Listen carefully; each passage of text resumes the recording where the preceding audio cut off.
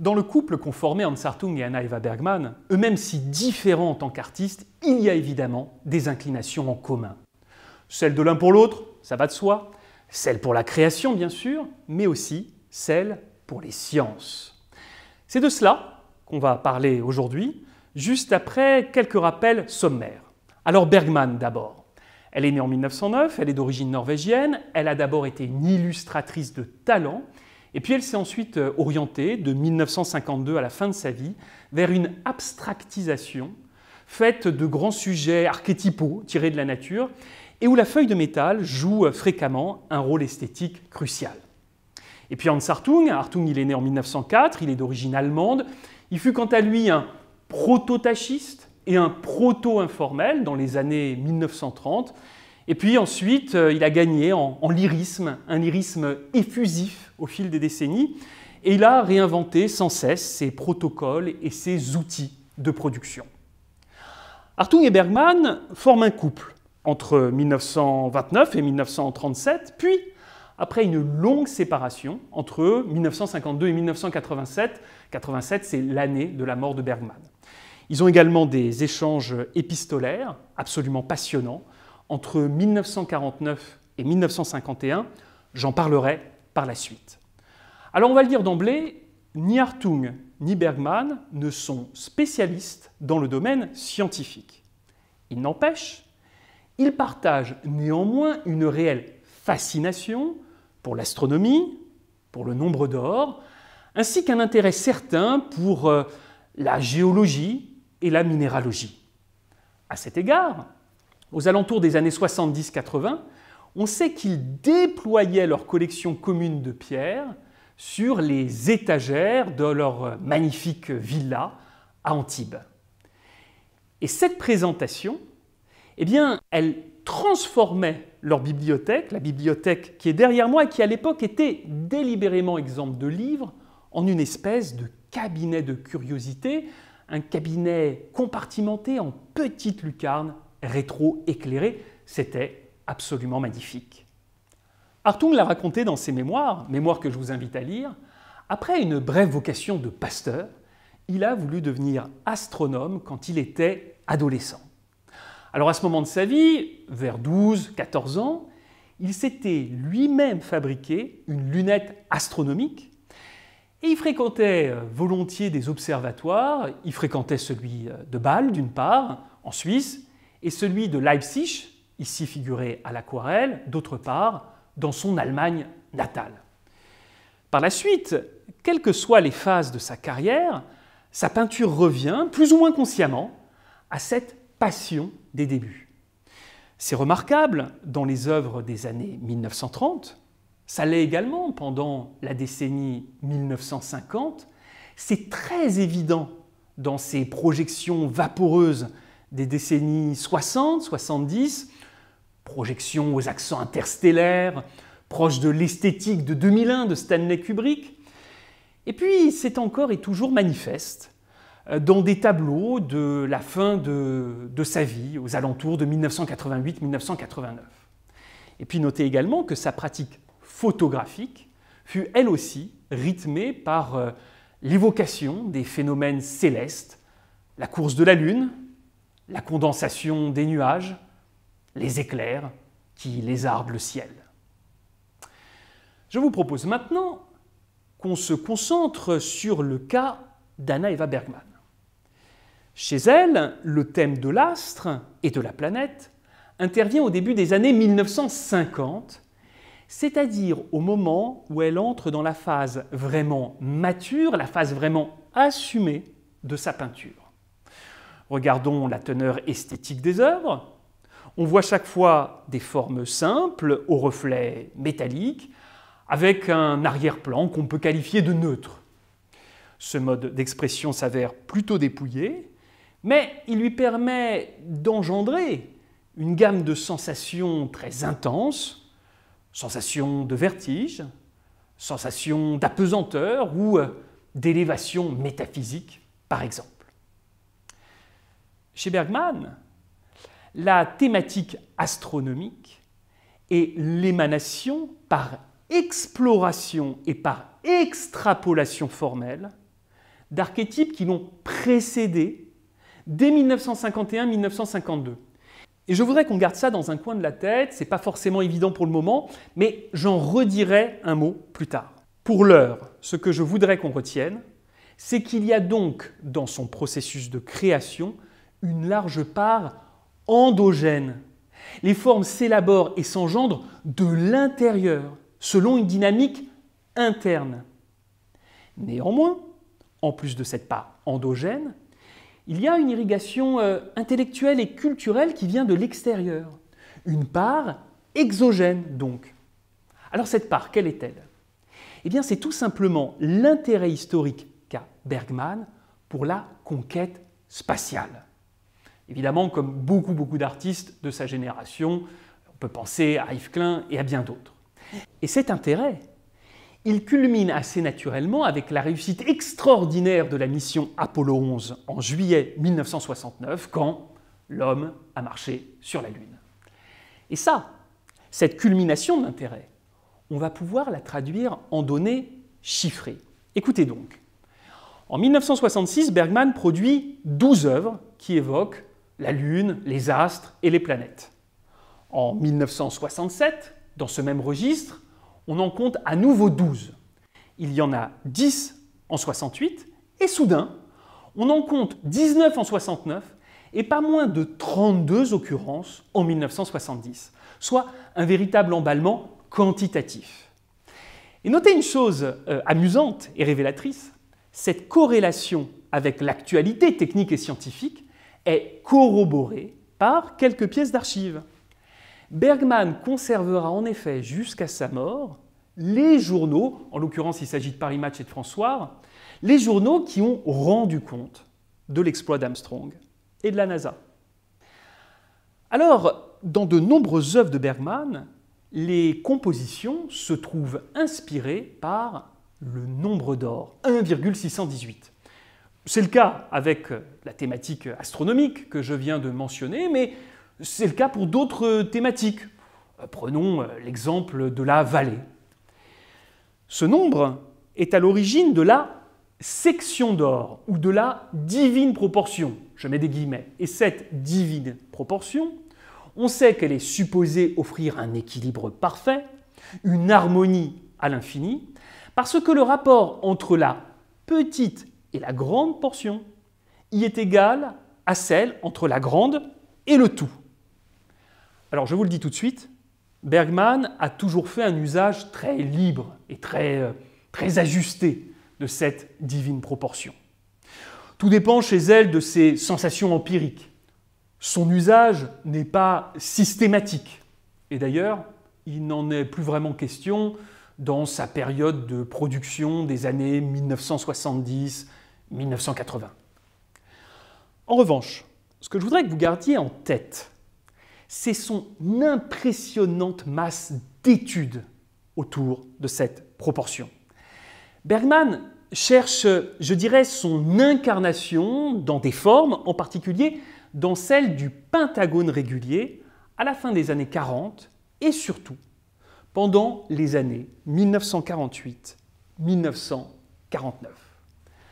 Comprenez bien, Bergman multiplie les expérimentations sur cette divine proportion et notamment ses combinaisons avec des couleurs. Bergman construit des œuvres d'après le nombre d'or. Mais elle va encore plus loin. Elle va jusqu'à relire des tableaux des maîtres anciens en y intégrant cette structure compositionnelle. Un peu comme s'il s'agissait d'un prisme inscrit dans son regard. On le voit par exemple avec les larmes de Saint-Pierre du Gréco. Les propriétés du nombre d'or, Bergman les avait étudiées dès sa formation, à la fin des années 1920. Ce sont néanmoins très certainement des échanges dans les années 1940 avec l'un des plus grands spécialistes norvégiens de l'architecture gothique, qui s'appelle Christian Lange. Et notez d'ailleurs au passage que Bergman épousera le fils de Christian Lange, Fritjof. Donc c'est cette rencontre qui a poussé Bergman à réinvestir cette géométrie magique à laquelle elle prête des vertus philosophiques et spirituelles. Et alors à propos d'architecture, dans les années 1960, le couple Bergman-Hartung envisage un temps de construire une maison en Espagne, à Carboneras, selon un dessin de pentagone régulier d'Anna Eva Bergman. Malheureusement, ce projet ne sera pas réalisé. Alors Hartung, lui aussi, a prêté une grande attention, je dirais même une forme d'attention acharnée à la section d'or. Et notez-le d'ailleurs, il préfère ce vocable de section d'or au vocable de nombre d'or. Et comme Bergman, il semble trouver dans ce rapport mathématique non seulement une valeur esthétique, ça va de soi, mais aussi une valeur humaniste, une valeur morale. Et ça, ce type de valeur, ça comptait énormément pour lui. Parce qu'il faut le rappeler, Hartung s'était engagé contre le nazisme alors qu'il était allemand. Hartung avait perdu une jambe à la guerre en 1944. Bref, il a été meurtri par l'histoire. Je vous propose de lire ce qu'il écrit dans ses mémoires. Comment ? Pourquoi apparaît le sentiment de la beauté, si différent selon chacun, selon chaque culture, chaque civilisation ? La section d'or donne une réponse raisonnée à une certaine partie de ces questions, une réponse exacte et mathématique. Elle prouve un élément de la beauté. Et puis plus loin, il ajoute « Je crois que la section d'or est une règle de justesse. Et pourquoi pas de justice ? Il existe un parallèle qui n'est pas exprimable en chiffres, mais qu'on ne peut nier. Vivre selon la section d'or, cela peut signifier être pondéré en toute chose, être juste. Là aussi, c'est comme en musique. Il y a des gens qui sonnent juste, d'autres qui vivent faux. Bien, ceci étant, maintenant qu'on a dit tout cela, il faut avouer qu'on ne trouvera pas beaucoup d'applications probantes de la section d'or dans les œuvres de Hans Hartung. Oh, certes, oui, il y a un portrait de Julio González, qui est d'ailleurs inachevé. Il y a quelques paysages, et puis il y a quelques études anatomiques de jeunesse. Enfin, avouons-le, ça ne pèse pas lourd dans l'ensemble du corpus de Hartung. Donc, oui, la section d'or représente pour Hartung un enjeu théorique et cérébral de premier ordre. En revanche, ce ne sera pas un point de repère technique et pratique, ou alors simplement à titre secondaire, on va dire à titre indirect. D'ailleurs, si on écoute Hartung lui-même, il dit avoir été obsédé par la divine proportion, puis s'en être écarté, mais en l'ayant assimilé presque physiquement. Allez, le mieux c'est d'écouter comment il formule les choses. L'esprit de la section d'or m'est devenu si familier que je l'applique d'instinct, même si souvent la disharmonie me paraît indispensable. Notons que ce qui est crucial chez Hartung, du début des années 30 à la fin des années 50, c'est sa maîtrise des projections géométriques. Ça va jouer un rôle immense. Alors qu'est-ce que j'entends par là ? Eh bien, en fait, Hartung procède très fréquemment à des mises au carreau. Ça signifie qu'il part de ses propres œuvres exécutées sur papier, des œuvres généralement de petit format, et qu'il les agrandit en les dupliquant sur des toiles de format plus ample. Ainsi, des œuvres sur papier, qu'on peut qualifier d'intuitives, de spontanées, ou bien encore d'automatiques, finissent par être ressaisies par une grille de calcul et de proportion en un tout qui est ultra maîtrisé. Et en l'espèce, il me semble que les études de la section d'or ont dû faciliter chez Hartung cet usage virtuose de la mise au carreau. Un usage qui sert ici l'abstraction gestuelle, comme il servait la peinture d'histoire chez les maîtres anciens. Au fond, je dirais que Hartung entretient un rapport d'attraction-répulsion avec le nombre d'or. Et pour s'en convaincre, regardons ensemble une des pièces d'archives les plus précieuses que conserve la Fondation. C'est un passage de la correspondance de décembre 1949 où Hartung écrit à Anna Eva Bergman. Juste, au préalable, je suis obligé de faire un court rappel contextuel. Il s'agit là d'un échange alors que les deux artistes ont divorcé depuis 11 ans et qui ne se sont pas vus depuis 12 ans. En fait, ils viennent de reprendre une correspondance en allemand qui est à la fois clandestine. Alors, ils y étaient obligés parce qu'ils étaient remariés chacun de leur côté. C'est également une correspondance qu'on peut qualifier de pudique. Et en même temps, c'est une correspondance très intense sur les plans émotionnels et intellectuels. Or, à ce moment-là, dans une de ses lettres, Bergman explique à Hartung à quel point les expérimentations autour de la section d'or l'accompagnent dans son cheminement abstractisant. C'est ce dont on a parlé précédemment.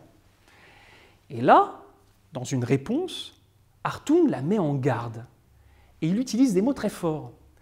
Alors la lecture, je vous préviens, est un peu longue, mais elle vaut vraiment la peine. Te voilà, pour ton malheur, enfoui sous ce nombre d'or, comme sous un grand glacier norvégien. Tu dois en être asphyxié. J'enrage contre moi-même d'avoir à l'époque été à la source de tout ça. Une théorie de l'harmonie, si profonde soit-elle, ne doit être qu'une base, qu'un instrument, quelque chose qui s'apparente à la syntaxe et au rythme pour le poète. Tu le sais, je me suis considérablement intéressé à ces problèmes et les trouve encore capitaux. Mais jamais je n'étais aussi stérile dans mon œuvre qu'en procédant par succession de strates de la tête aux pieds, comme dit Marlène Dietrich, dans cette théorie de l'harmonie. En matière d'art, rien ne se digère plus malaisément qu'une doctrine bien construite. Notre vie intellectuelle n'est plus celle des Égyptiens, des Assyriens, ni des Indiens. Leurs symboles et leurs nombres sacrés n'ont strictement plus aucun rapport avec notre quotidien, notre vision et notre expérience du monde. De même que Schoenberg ou Alban Berg n'ont plus rien à voir avec la Palestine, ni Kafka avec Homère, ni Calder avec le Sphinx. L'essentiel consiste à exister nous-mêmes, à nous dire nous-mêmes et notre temps, à exprimer nos préoccupations, à nous affirmer sur la toile si nous en ressentons la nécessité intérieure. Alors de fait, les mots de Hartung, qu'on peut juger, j'en conviens, un peu paternalistes, n'ont sans doute pas été sans incidence sur Anna Eva Bergman, car celle-ci, sans tout à fait délaisser le nombre d'or, va trouver une grande partie de sa solution et de son émancipation artistique environ un an plus tard, dans une espèce d'imaginaire géologico-biologique. En effet, imprégné de la nature norvégienne, Bergman va travailler l'abstractisation de volumes minéraux, les falaises, les rochers, les pierres, les cailloux. Et plus encore, elle va traiter tout ceci comme des éléments capables de scissiparité, c'est-à-dire de reproduction, de démultiplication organique par division cellulaire. Et c'est précisément de cette démultiplication que naît chez elle les métamorphoses endogènes, internes à son œuvre, ces métamorphoses dont je vous parlais précédemment. Métamorphoses qui permettent donc au Galet des années 1952 de muter dans l'œuvre en devenir, en lune, en planète et même en univers. Métamorphose de l'archaïsme tellurique en contemplation cosmique.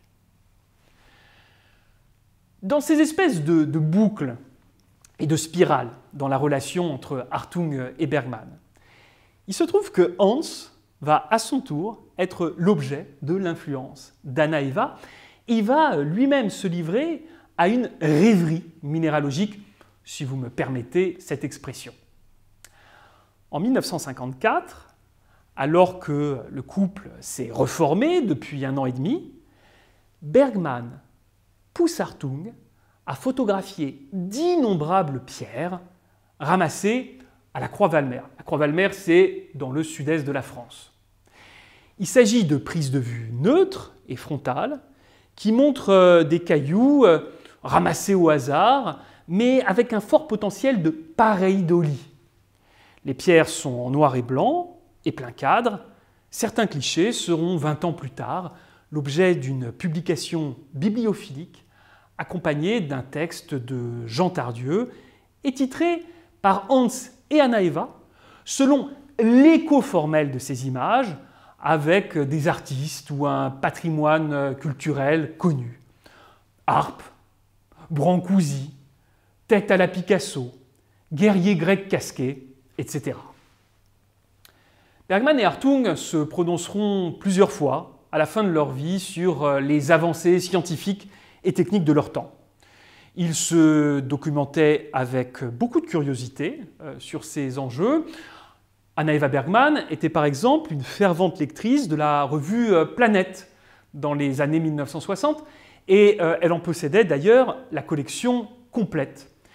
Et ça, ça témoigne chez elle, je crois, d'un goût prononcé pour toutes les recherches, les hypothèses, les spéculations les plus débridées de l'époque. En tout état de cause, la vision du couple est celle, je dirais, d'un humanisme un peu désenchanté, constatant, après avoir vécu les drames du XXe siècle dans leur chair, que la conquête des savoirs et l'amélioration des savoir-faire ont trop souvent été instrumentalisés à des desseins tragiques. Ce qui fait dire à Hartung ces mots qui résonnent, je crois, très puissamment aujourd'hui et qui nous serviront de conclusion. Hélas, le développement moral n'a pas suivi, et de loin, les progrès scientifiques qui, aussi bien par la surpopulation de la Terre que par des armes démentielles, par l'appel continuel à la violence, à la révolution et à la guerre, risquent de laisser courir l'humanité à une catastrophe inimaginable. Si par exemple, une de ces armes tombe un jour entre les mains d'un terroriste quelconque, elle pourrait servir à un chantage épouvantable ou nous amener à la destruction massive, pas seulement la nôtre, mais aussi celle de toutes les espèces vivant sur notre planète, qui ont droit à la vie, comme nous-mêmes. Je vous remercie et à bientôt.